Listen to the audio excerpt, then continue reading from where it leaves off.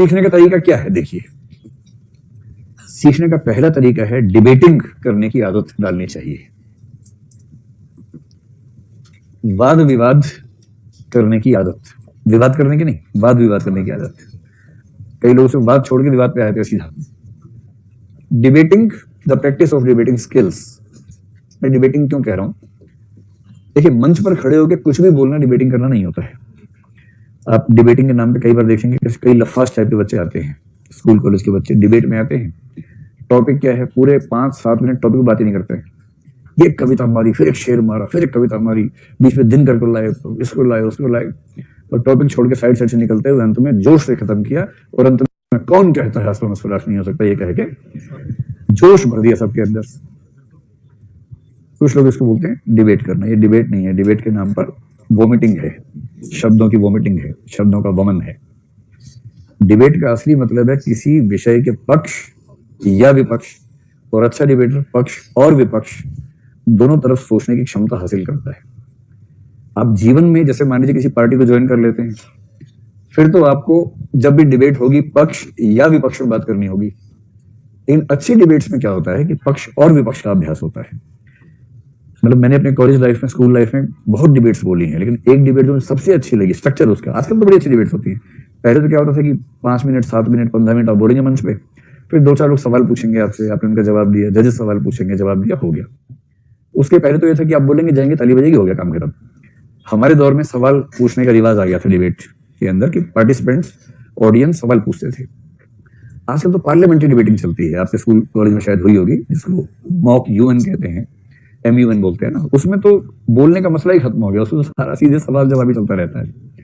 मुझे ध्यान है कि एक डिबेट जो मुझे जीवन में सबसे शानदार लगी, वहां कंसेप्ट क्या था, कई राउंड्स के बाद फाइनल राउंड आया, उसमें 2 ही लोग थे, नेशनल डिबेट थी, 2 लोग थे, एक टॉपिक दिया गया कि ये टॉपिक है।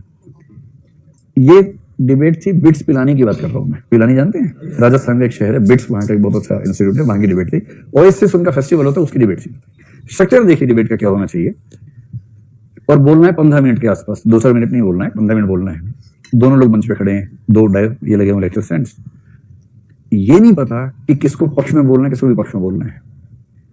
आपको केवल टॉपिक पता है, आपको ये नहीं पता कि आपको किस साइड में बोलना है। और फिर ऑडियंस है, जजेस हैं, चेयरपर्सन है, चेयरपर्सन डिसाइड करेंगे कौन किस साइड में बोलेगा। अब आपको तुरंत बताया जाएगा कि आपको इसके पक्ष में 15 मिनट बोलना है, उसके खत्म होते दूसरे व्यक्ति को विपक्ष में बोलना है। और फिर सेकंड स्टेज में क्या है, आपने जो बोला आपको खुद उसको खारिज करना है 10 मिनट में लगभग, यानी अब आपको विपक्ष में बोलना है। अब उस व्यक्ति को अपने विपक्ष में बोलना है, पहले जो बोला। फिर क्रॉस क्वेश्चंस एक दूसरे से करेंगे, सब लोग करेंगे, ऑडियंस करेंगे, उसके बाद जजमेंट आएगा। इसलिए कहते हैं कि डिबेटिंग स्किल का असली मतलब यह है कि आप एक ही मुद्दे के पक्ष और विपक्ष दोनों में सोचने की क्षमता अर्जित करें। और यदि वो क्षमता अर्जित हो गई तो इस बात की संभावना है कि सब्जेक्टिविटी यहाँ पर हावी नहीं होगी। ऑब्जेक्टिविटी का असली मतलब क्या है इन मुद्दों पर, कि आप दोनों तरफ सोच पा रहे हैं। जैसे दोनों तरफ सोचा, बैलेंस हो गया, आप आक्रामक है ही नहीं, एक तरफ झुके ही नहीं है, बैलेंस ही तो आएगा उससे।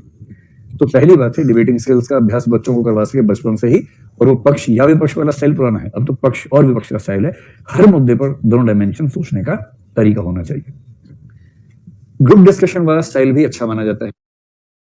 ग्रुप डिस्कशन में 5-6-7 लोग एक साथ बैठते हैं, सबको बोलना होता है और उसमें अपने अपने मत को रखने का मौका बार बार मिलता है, टॉपिक चेंज होते हैं, तो कम से कम सोचने का एक स्तर बनता है। तीसरा तरीका इसमें यह होता है कि स्कूल कॉलेज एजुकेशन में होना ही चाहिए कि डिफरेंट पर्सपेक्टिव्स, विभिन्न परिप्रेक्ष्य, किसी भी समस्या के या किसी भी विषय के विभिन्न परिप्रेक्ष्य किसी क्लासरूम में बताए जाएं।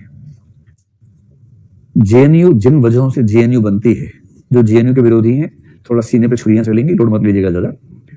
जेएनयू, जिस वजह से जेएनयू है, उसकी सबसे बड़ी वजह यह है, वो अकेला विश्वविद्यालय है जो आपको तरह तरह से सोचना सिखाता है एक ही मुद्दे पर। वो आपको बताएगा कि इसको समझने का एक है मार्क्सिस्ट परिप्रेक्ष्य है, मार्क्सवादी परिप्रेक्ष्य है।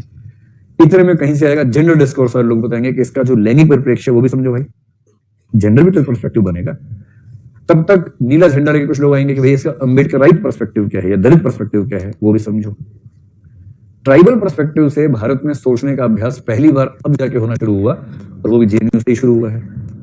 जनजाति विमर्श से बोलते हैं, वो जेएनयू ही शुरू कर रहा है उसको भी, कि ये भी तो पर्सपेक्टिव है। तो जैसे ही आप किसी मुद्दे को 5-10 निगाहों से देखने लगते हैं, आपको लगता है खोपड़ी खुल गई, जैसे दरवाजे खिड़कियां सब खुल जाते हैं। अब आजकल एक इकोलॉजिकल पर्सपेक्टिव हर चीज में आना शुरू हो गया है। किसी भी समस्या को इकोलॉजिकल पर्सपेक्टिव में भी देखने की जरूरत है। तो एक ऑब्जेक्टिव व्यक्ति की पहली पहचान है कि उसको किसी विषय को विभिन्न तरीकों से देखने की क्षमता है, समझ है। और यदि ये 2-4 तरीके हमारे पास डेवलप हो जाते हैं तो हम ऑब्जेक्टिविटी के काफी नजदीक आ सकते हैं। बेसिक चीजें ये हैं, इन सबको अगर आप कर लेते हैं अभ्यास के माध्यम से तो हो जाता है। मतलब एक चीज है डायरी लेखन। डायरी वही ध्यान रखना, डायरी कौन सी, आज मैं उससे मिलने गई किंतु चिंटू आया ही नहीं, बहुत बेवफा है, इस टाइप की डायरी नहीं। इसको भावनाओं का वमन कहते हैं। विश्लेषणात्मक, चिंतन परक, तथ्य परक, वस्तु परक डायरी, तब उसका मजा है। एक अच्छा तरीका होता है अपने आसपास कुछ बेहतर चिंतनशील व्यक्तियों की संगति में रहना। चिंतनशील व्यक्तियों की संगति, देखिए अगर आपके आसपास कोई सुकरात होगा ना तो आप प्लेटो बन ही जाएंगे। प्लेटो को ही बाद में प्लाटून और बाद में अफलातून कहा गया। तो प्लेटो बनोगे कि अफलातून बनोगे कहना मुश्किल है, लेकिन हाँ वो डिपेंड करता है सुकरात कैसा है आपके वाला। प्लेटो के आसपास रह लोगे तो अरस्तु बन ही जाओगे। कोई ऐसा व्यक्ति आपके आसपास जो आपकी सब्जेक्टिविटीज पे आपको टोक सके।